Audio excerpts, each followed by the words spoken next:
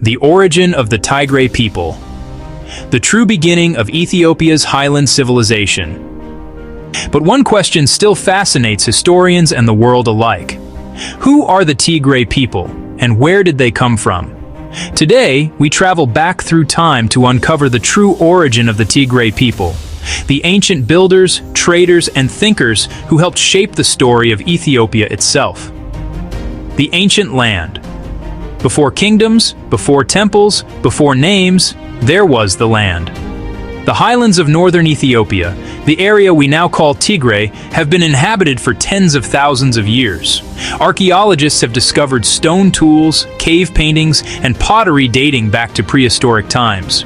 These early inhabitants were indigenous African people, among the first to farm, herd animals, and settle in permanent villages. They lived close to rivers and fertile valleys, using the mountains as protection and the land as their source of life. They spoke early Afro-Asiatic languages, ancestors of today's Tigrinya, Amharic, and Somali, and slowly began building one of the oldest cultures in human history. So from the very beginning, the Tigray people were born from this land. They are not outsiders, not newcomers, but ancient Highlanders rooted in the African soil.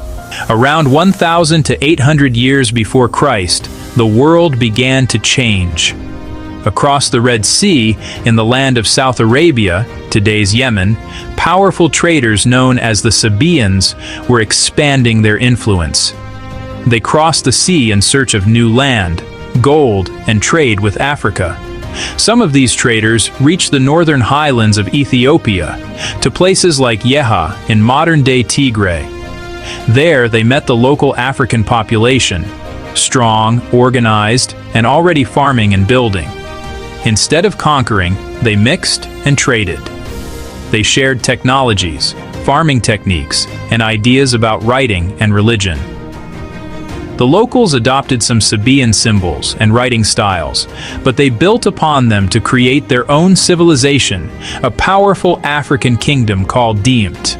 The capital of D'mt was Yeha, whose great stone temple still stands today.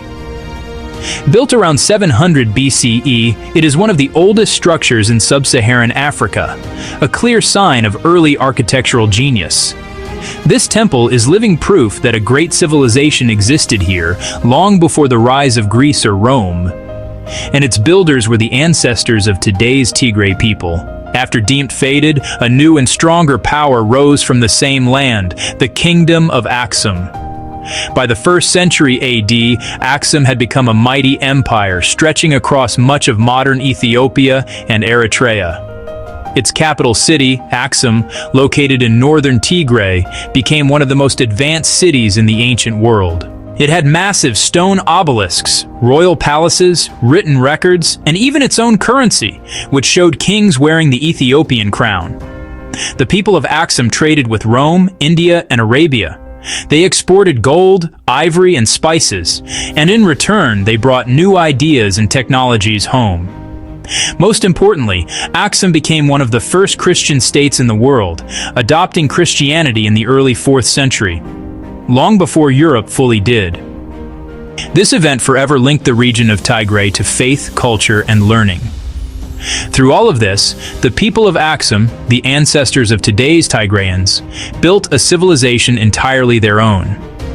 It was African in origin, African in spirit, and deeply rooted in the highlands that gave birth to it.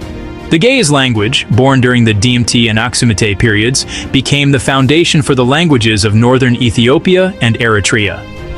Over time, Gayes evolved into Tigrinya, which is still spoken by millions of people today in Tigray and Eritrea. This linguistic continuity, from Gayes to Tigrinya, proves that the people of this region have lived here continuously for thousands of years. Their culture, language, and traditions are not borrowed. They are inherited. Even today, ancient manuscripts in monasteries like D'mt and Abune Aragawi preserve the written words of those early ancestors, connecting the past to the present. After Aksum's decline, the political power of Ethiopia slowly moved south. But Tigray remained the spiritual and cultural heart of the Ethiopian highlands. During the medieval and modern eras, Tigray continued to produce powerful leaders and scholars. In the 19th century, Emperor Johannes IV from Tigray rose to defend Ethiopian independence against foreign powers. He became a national hero and a symbol of unity and resistance. Even in modern times, the people of Tigray have carried a strong sense of identity, courage, and connection to their ancient history. Tigray, a land that has risen, fallen, and risen again. From the First Woyan Rebellion of 1943 to the Second Woyan Revolution that reshaped Ethiopian politics, Tigray's story has always been one of resistance and pride. But in recent years, a new storm came, the TDF and EDF war. Cities turned silent, lives were lost, and the region was cut off from the world. Yet even in the ashes of war, Tigray refused to die. Today, the people are rebuilding, brick by brick, hope by hope. Roads are reopening, farms are returning to life, and a new generation is dreaming of peace instead of war. Modern Tigray stands not as a memory of conflict, but as a symbol of survival. Strong, proud, and unbroken.